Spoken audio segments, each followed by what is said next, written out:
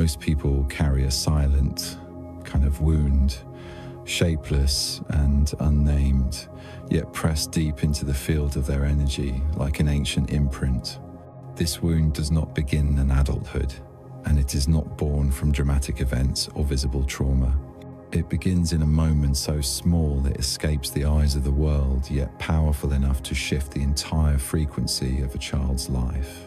It is the moment a child stands before a collapsing adult, and the young nervous system is forced to make its first decision for survival. When a child witnesses the helplessness of a parent, the emotional absence of a caregiver, or senses a household stretched tight like a string ready to snap, what happens inside is not thought, but programming. The small body instantly changes state, moving from innocence into survival, a transition no child is ever prepared for.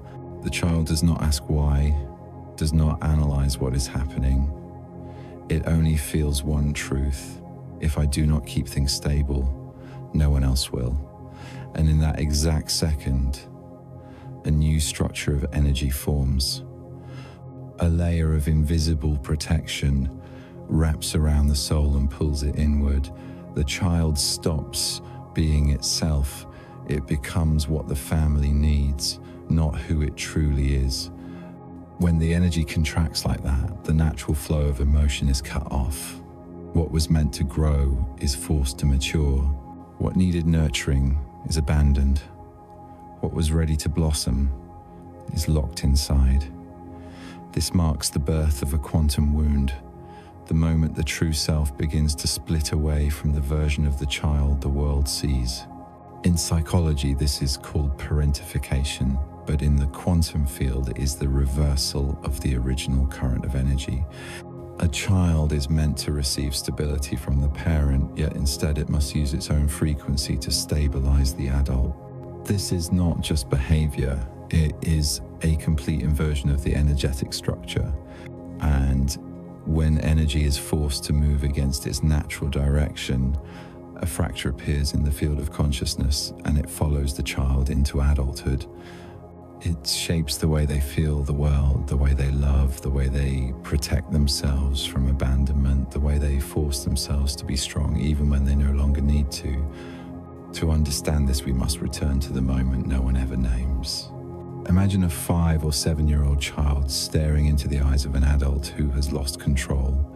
In that instant, the child feels not only fear, but a responsibility it was never meant to carry. When the child senses that the adult cannot regulate their emotions, it begins regulating its own.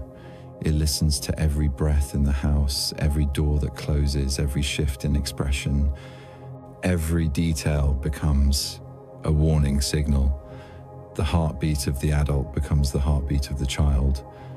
From that point on, the child no longer lives in its own world, but in the emotional climate of the adult, constantly reading, adjusting, predicting.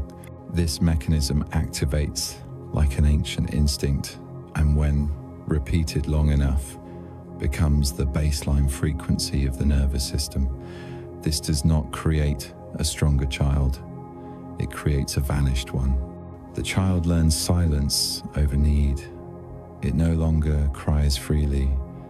It smiles to soothe the air around it. It becomes a small adult, because that is the only way to survive. And in doing so, it loses part of itself right from the beginning. This is not maturity. This is the shrinking of childhood.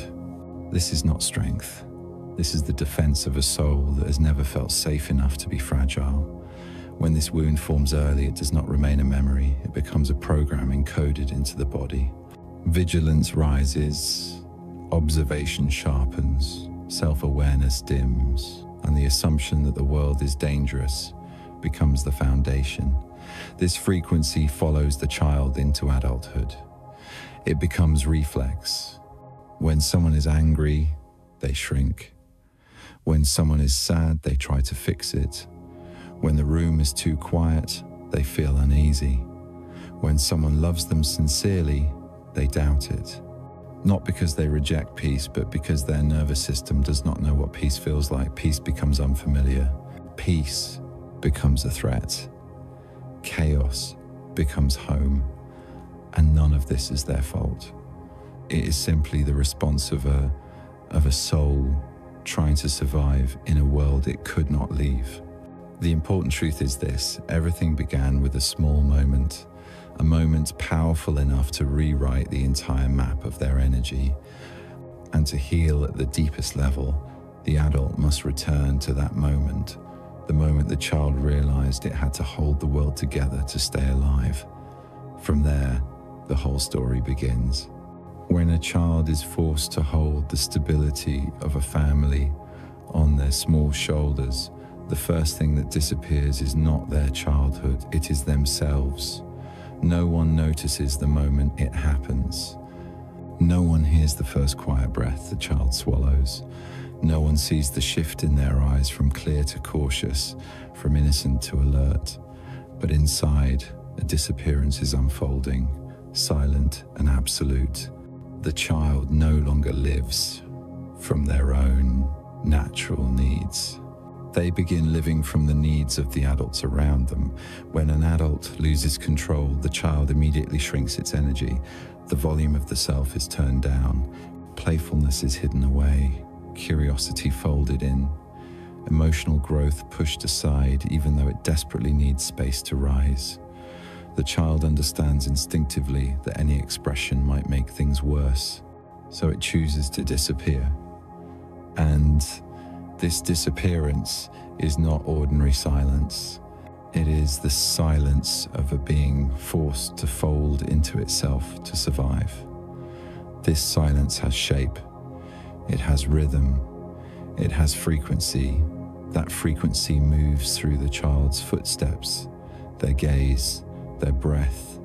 The child learns to scan every movement in the house like a tiny radar, sharp and sensitive in ways even they cannot understand. Yet the price for that sensitivity is the loss of the self. Once the child realizes that its safety depends entirely on the emotional state of the adults, its personal identity begins to blur. It stops asking what it likes, what it wants, what it needs. Those questions disappear before they can even form, because personal needs no longer matter. Only keeping things from exploding matters.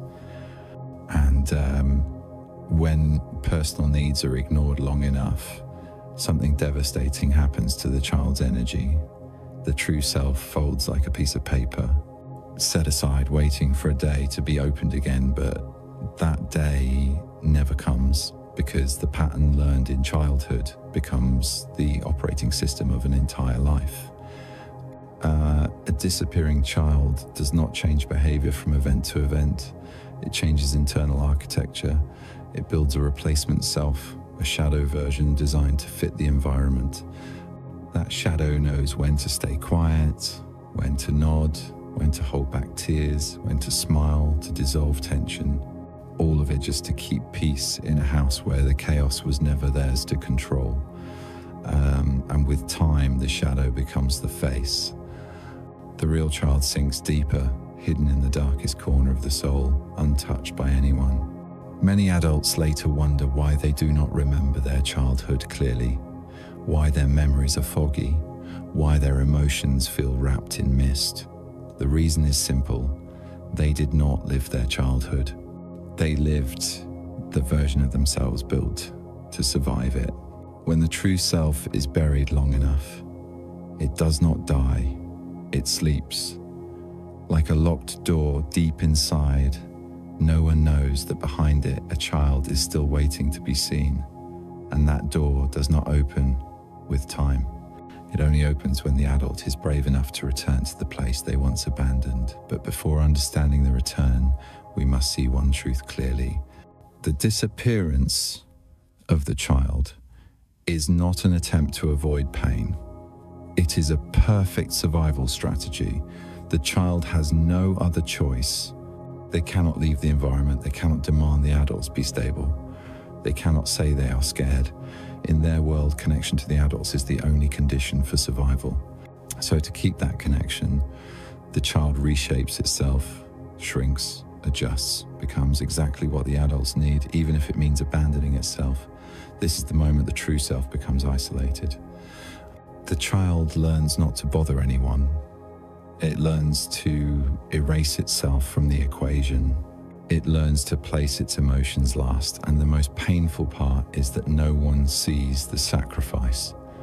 Not even the child recognizes it as sacrifice. For them, this is simply life. They do not know what a different childhood looks like. They only know that safety comes from silence, from being agreeable, from constant observation. This is the first foundation of disappearing, and the disappearance spreads like circles on water. Every time the child suppresses a feeling, another ring expands. Every time they smile to hide fear, another. Every time they pretend to be fine so the adults do not worry, another. Until the whole lake of their inner world is filled with these ripples. And when the lake is full of them, the true self can no longer see its own still surface, only contained chaos under a layer of artificial calm. As adults, they become people praised as strong, disciplined, resilient, but this strength is not natural growth. It is forced disappearance. It does not create maturity. It creates survival, shaped into a personality, a way of living full of control, vigilance, self-restraint, but lacking freedom. And when you understand this, you see the harsh truth behind it, the truth that a child had to vanish from their own life just to maintain the stability of the world around them. This is the root of the quantum wound, the foundation we must walk deeper into. When we speak of a child disappearing inside their own life, psychology calls this parentification. Yet to understand it fully, we cannot look at it only through academic terms. In the deeper layers of energy, this is not simply an upside-down roll. It is the reversal of a current that was meant to nourish, protect, and support the evolution of a young soul. When a child is forced to carry the emotional weight of the adults, the energy that should flow downward to hold them is pushed upward instead. And in the instant that current reverses, the delicate structure of the child's emotional field begins to distort. A child is not born to be a mediator, not born to soften tension, not born to absorb the pressure that adults cannot hold. But when the adults are unstable, the child becomes a sponge for every vibration in the home. It does not choose this. It is programmed into it. For children, connection is the primary condition for survival. A child can live without many things, but not without attachment. If attachment feels threatened, the child will sacrifice anything, including its own essence, to hold on to it. That is why parentification is not a single behavior. It is a full survival system, one encoded not only in the mind, but in the frequency of the nervous system. Imagine a stream of energy from the parents meant to flow down like water, nourishing the soil of the child's being, suddenly running dry. To fill that void, the child pushes its own energy upward, stabilizing the adult, calming anger, absorbing volatility, trying to keep the house from erupting.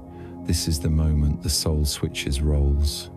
When the current runs backward, the child grows not through expansion but through tension. It is not the blooming of identity, but the constant contraction of the inner world. And when this continues long enough, it forms a kind of warped energetic structure where the child grows not toward light but toward the shadows it is forced to read, decode, and soothe.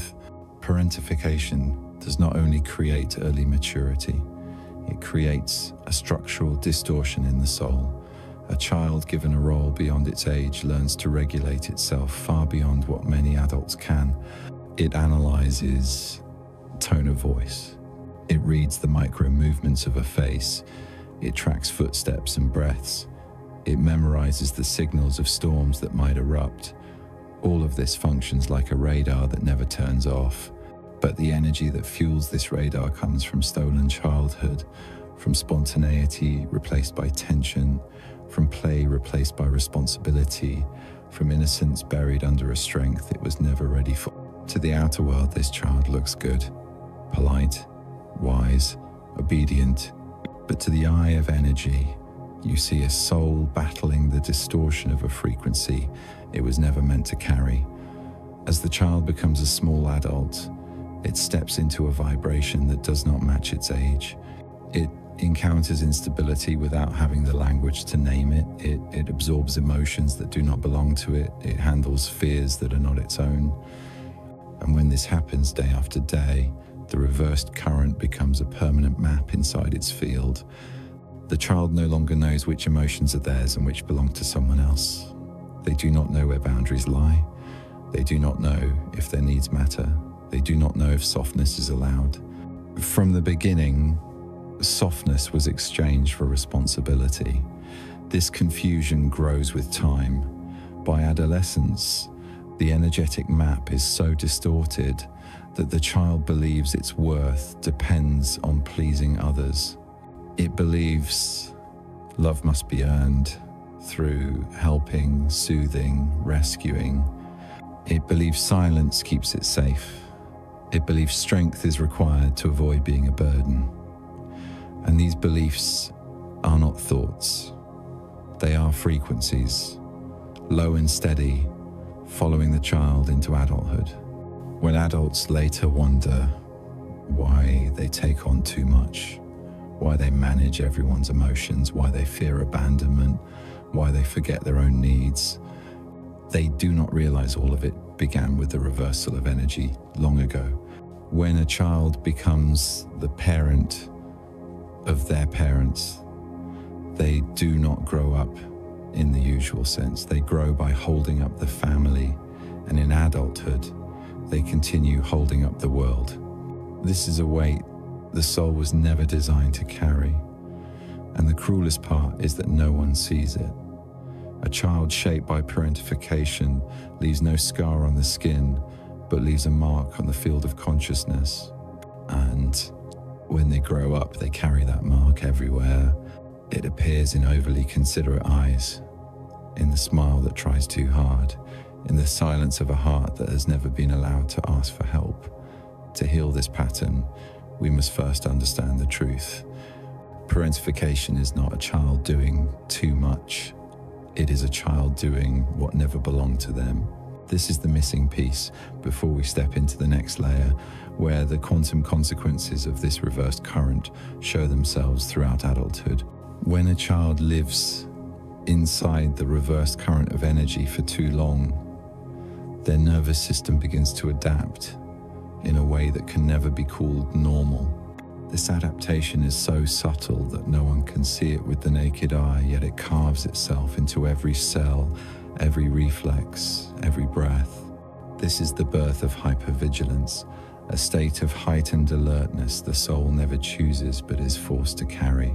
Hypervigilance is not ordinary worry. It is not simple fear or tension. It is the body staying in constant alarm mode, like a machine always scanning the environment for danger, even when no danger exists. For a child, this begins with tiny signals: a chair dragged a little too hard, a sharp breath from an adult, an unnatural silence between conversations, a flicker of exhaustion or anger in someone's eyes. Signals another child might ignore become survival cues for the parentified child, because a single wrong cue could mean a storm is coming. So the child trains itself to read the emotional weather faster than anyone else in the house. Slowly, this ability becomes the architecture of its inner world. The child looks at other people's faces before daring to show its own feelings. It listens to the heartbeat of the room before it allows itself to exhale. It checks every detail of the living space to predict what might happen next. This is not empathy, this is survival. But the price of this sensitivity is silent exhaustion. When a small body lives in a perpetual fight or flight mode, The sympathetic nervous system fires endlessly, while the parasympathetic system, the one that creates calm, safety, and relaxation, never gets the chance to function. This creates a painful truth. Even when the child is in a quiet room, it never feels quiet. Even when no one is shouting, it never feels safe. Even when someone loves it in the way a child should be loved, love still feels foreign and threatening, because peace is not what it learned. Peace is what it must question. For this child, chaos is familiar, tension is safe. Heavy footsteps, loud voices, sudden emotional shifts. These form the energetic environment it grew up in. When chaos becomes the foundation, the body treats it as normal. And when that happens, normal becomes unfamiliar. In adulthood, this pattern does not disappear, it changes shape. It shows up in tiny reactions others barely notice. A delayed message creates anxiety. A small shift in someone's tone triggers hours of overthinking. A brief silence makes them wonder what they did wrong. A compliment makes them suspicious of hidden meaning. A moment of happiness makes them tense because they believe all joy comes with a price. These reactions are not personality, not weakness, not insecurity. They are the residual imprint of a nervous system that once had to work too hard to survive. Someone who grew up this way does not know how to relax, does not know how to let go, does not know how to feel joy without bracing for pain. Joy feels like an unfamiliar light, warm yet blinding, inviting yet dangerous. So they touch it lightly, then pull back quickly. Some adults scan every room they enter as if they are in a battlefield, though they are simply at a social gathering. Some never sit with their back to the door because they need to watch the environment. Some analyze every sentence for hidden danger. Some never believe someone is fine when they say they are, because mentally there is always a question, what is being hidden? This is not oversensitivity. This is a body trained to predict danger.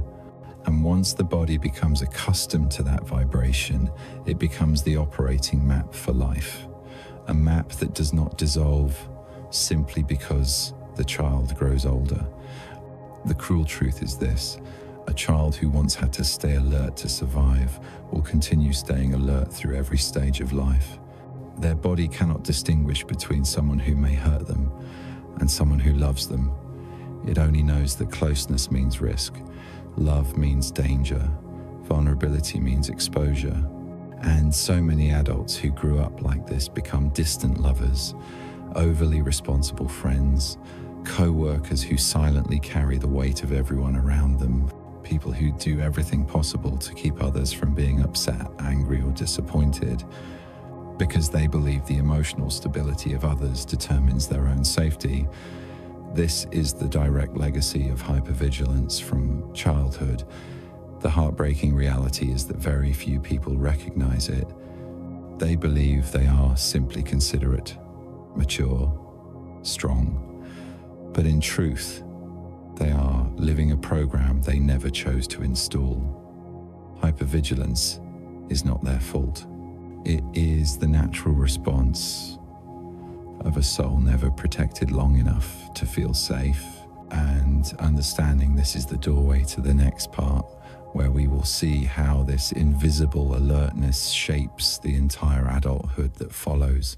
When a child grows up inside constant alertness, when they are forced to read every small shift in the household just to protect themselves, something subtle and cruel begins to take shape. The child grows older, but never in a natural way. They mature on the outside, yet inside they carry a self that has been warped by roles that were never theirs to hold. And from this, a very particular kind of adult is formed. The kind the world often praises as strong, reliable, resilient, yet inside them lies an enormous emptiness no one ever sees. On the surface, they appear as people who always know how to solve problems, who stay calm in chaos, who instinctively step into the role of stabilizer in every situation. They do not complain. They do not fall apart. They do not lean on anyone. They move through life as if they were born to hold everything together. But this strength does not come from safety. It comes from lack of choice. The child who once disappeared to keep the peace becomes the adult who endures everything. And the painful truth is that society celebrates this endurance. People call them steady, grounded, dependable. No one sees that their steadiness was built from frozen layers of their inner world. When you grow up in instability, you learn to suppress your emotions to survive. You learn to be quiet because your voice was never the priority. You learn not to bother anyone because you believe your needs will only make things worse. These lessons do not vanish in adulthood. They become habits, then personality traits, then identity. You become someone who over-controls your behavior, someone who strives for perfection so no one is disappointed, someone who steps into the helper role without being asked, someone who always puts themselves last. And behind all of that hides a painful truth. You do not know how to be cared for. You do not know how to let others worry about you. You do not know how to lean on someone without guilt. You do not know how to receive help without feeling like a burden. What should be natural feels like a foreign language. When the inner child has been left behind for too long, the adult carries a fragmentation no one sees. One part of them is strong to the point of unbreakable. Another part is so fragile that a single sincere question about their well-being could bring them to tears because no one has ever asked them in a way that felt real. This fragmentation exists not only in emotion, it exists in the way they view the world. They believe that if they do not try hard, everything will collapse. They believe they must hold everything together because no one else will. They believe they must be strong because weakness means abandonment. So they become adults living two lives. The outer life where they excel at responsibilities, and the inner life where small pieces of their true self struggle for air. People describe these adults as rational, but it is not rationality, it is protection. They do not allow themselves to feel deeply because emotion is a dangerous place, a territory they were never allowed to enter as a child. They keep distance in relationships not because they lack feeling, but because love has always been tied to risk. They cry in silence, not because they are cold, but because they do not know how to cry in front of someone without losing their sense of safety. Sometimes they look in the mirror and see a capable, successful adult, yet cannot find life behind their own eyes, as if a layer of invisible fog has settled over their soul, thick, heavy, silent. But that fog does not come from deficiency. It comes from carrying a child who never got to grow up properly, a child forced into premature adulthood, a child who learned to tense up to survive.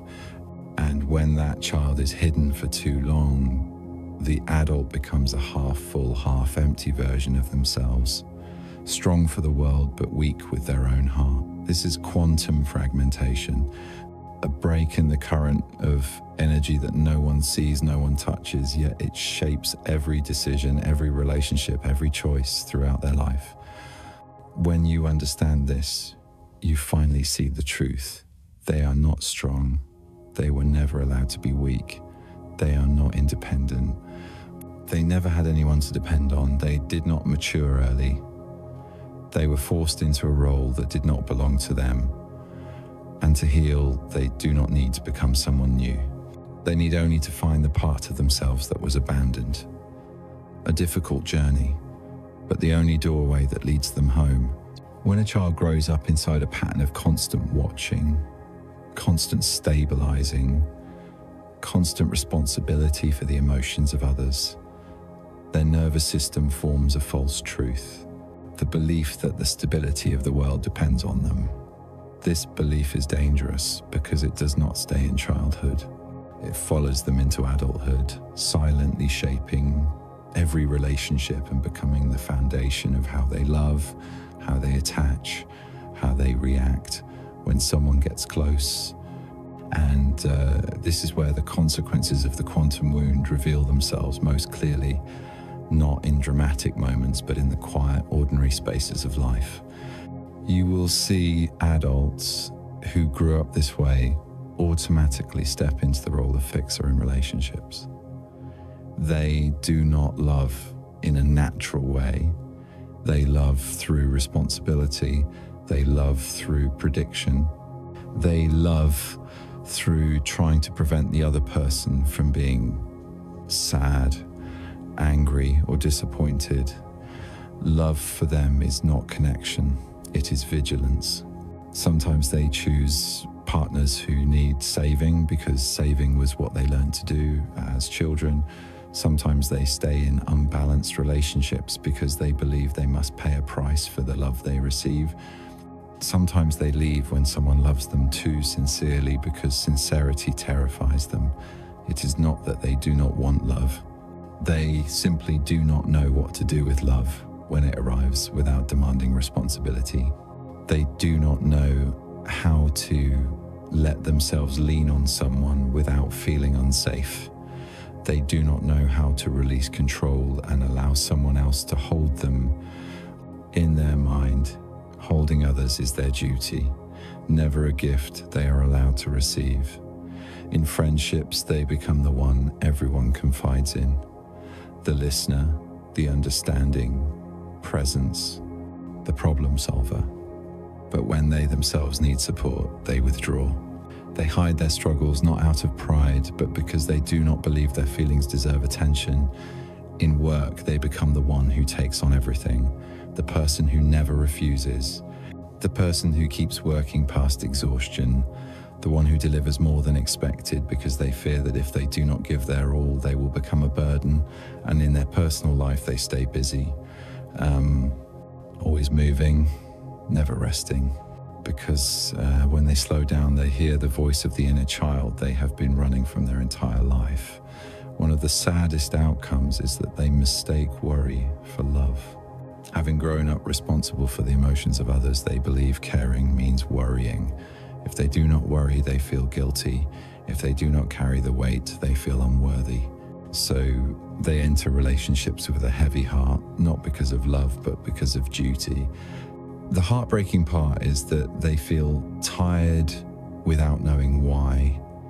They feel lonely even when surrounded by people. They feel disconnected from their own life without understanding how it happened.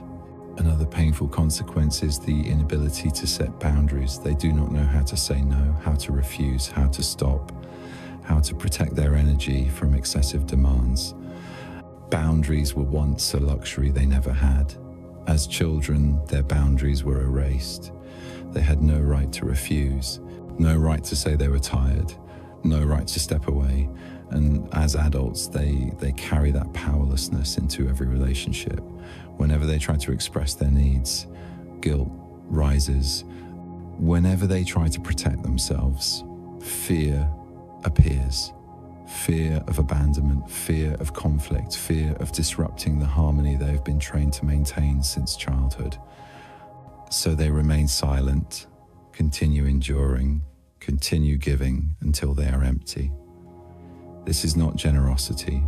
This is disconnection from the basic needs of the self, a form of spiritual exhaustion hidden beneath the mask of strength. Many fall into familiar repeating patterns. They attract unstable people, people who need soothing, people who cannot regulate themselves, not because they want suffering, but because their soul recognizes the familiar frequency, the chaos they spent their childhood trying to manage. Chaos feels like home. Peace feels threatening, and you cannot blame them. When you grow up in storms, calm waters make you uneasy. When you grow up protecting others, being protected feels frightening. When you grow up strong enough to numb your own emotions, softness feels foreign. This is why many adults do not understand why they keep entering draining relationships, why they keep giving too much, why they never feel safe in love. The truth is simple. They are still living by the energy map of the child who once survived by stabilizing everyone else. And unless that map is rewritten, every adult relationship will be shaped by old wounds rather than present truths. This is the turning point that leads to the next part, where we will move deeper into the core wound beneath all these patterns. When we descend into the core of this wound, we begin touching a truth many adults never dare to admit, that the deepest pain is not the early maturity, not the constant effort, not the burden of stepping into adult roles long before they were ready. The deepest pain is that they never had a choice. A child has only two fundamental needs: to be loved and to feel safe. When those needs are not met, when the environment is unstable, the child's soul is forced to sacrifice one of the two, either its own authenticity or its connection to the adults. And of course, the child sacrifices itself, because for a child, connection is survival. From that moment on, pieces of their true self begin to peel away layer by layer. They learn to hide sadness because sadness bothers the adults. They learn to suppress anger because anger is labeled as misbehavior. They learn to please because pleasing is the only signal that they are still accepted. And when these actions repeat day after day, they become habits, then personality, then a mask. So convincing the child eventually believes it is who they are. But the real pain lies in the confusion between essence and performance. The child is simply trying to survive, yet the adults see a well-behaved, mature, thoughtful child. No one sees that their maturity is the price paid for the fear of losing connection. As they grow up, they carry this pattern into adulthood and believe that they must trade truth for love. They believe they must stay quiet to avoid conflict. They believe they must fix everything to avoid abandonment. They believe they must be strong so they do not become a burden. These beliefs are not thoughts. They are carved into the body. This is the true shape of having no choice. Adults often assume the problem is that they are too kind, too responsible, too considerate, but the truth lies far deeper. They are not kind out of choice. They are kind out of fear. Fear of disappointing someone, fear of angering someone, fear that if they stop playing the strong one, they will be abandoned the way they once felt abandoned as children. This is the core wound, the loss of the right to exist as themselves. When you grow up in a household where your emotions are always secondary to the emotions of the adults, you learn not to ask yourself how you feel.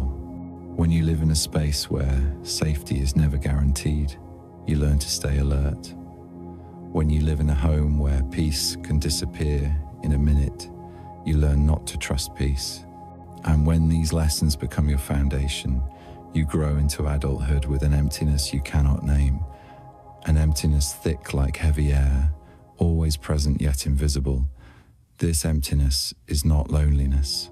It is the pain of the true self being imprisoned, a part of the soul left behind in an old childhood room, sitting in silence, watching the adult it grew into move forward without ever returning. A part frozen in the moment it learned it was less important than the stability of others. A part hidden because expressing it could trigger chaos. And that frozen part becomes the reason the adult never feels whole, never feels enough, never feels truly safe, never loves without fearing loss. Adults who carry this wound often say they feel tired even when nothing is happening. They feel heavy even when they are smiling. They feel like they are bracing themselves even in moments that should feel peaceful. This is not weakness. This is the result of living without choice for too long. One of the most profound signs of this wound is that they do not believe they deserve unconditional love. When someone loves them gently, they do not know how to receive it. When someone loves without demands, they feel uneasy. When someone loves without needing to be rescued, they feel empty. Because love without responsibility is something they have never experienced. This is the disorientation of a soul that learned loving means sacrifice. And when they meet a love that does not require sacrifice, they cannot recognize it as love. The deepest pain of adults who were forced to grow up early is not the bad memories, it is the missing memories. Not the things they remember, but the things they were never allowed to remember. Not the clear wounds, but the long silences they learned to swallow. And this pain only becomes clear when they begin their healing journey, when they finally see that the real issue was never that they were not good enough.